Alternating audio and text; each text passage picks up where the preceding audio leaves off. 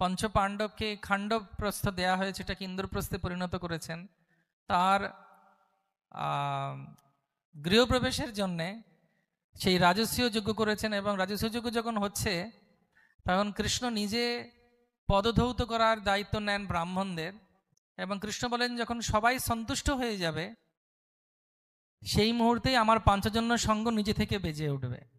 তো প্রথম দিন যখন প্রসাদ খাওয়ানো হয়েছে, পাওয়ানো হয়েছে, প্রথম দিনই শঙ্খ বাজেনি। তখন পাণ্ডবরা বলছে শঙ্খ বাজলো না কেন, কি ব্যাপার? তো বলছে না, তোমরা একজন আমার ভক্তকে ডাকোনি, তাকে সম্মান দাওনি। বলছে সে কে? বলছে ও একজন চণ্ডাল, সে মরা পড়ায় এবং এই সামনেই শ্মশানে থাকে। তো নকুলা সহদেবকে বলো ওকে রথে করে নিয়ে আসবে। রথে করে এনেছে। দ্রৌপদী বলছেন কৃষ্ণের এত বড় ভক্ত, তাহলে আমি নিজে এখন রান্না করি।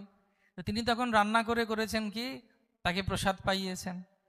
তো প্রসাদ যখন পাইয়েছেন, প্রসাদ পাওয়ার পর এবার ভাবছে যদি শঙ্খটা বাজবে, তখনও শঙ্খ বাজছে না।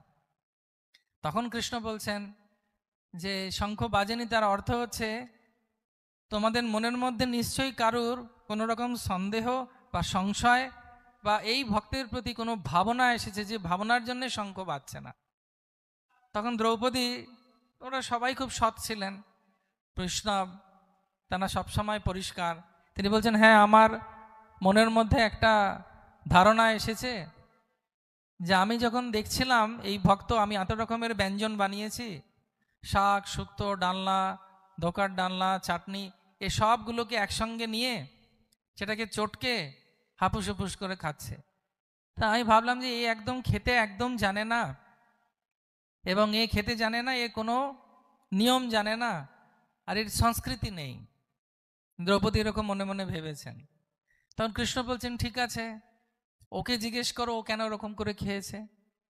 তো তিনি জিজ্ঞেস করছেন, ভগবান যখন জিজ্ঞেস করছেন তুমি এইভাবে কেন খেলে, সবগুলো চটকে কেন খেলে?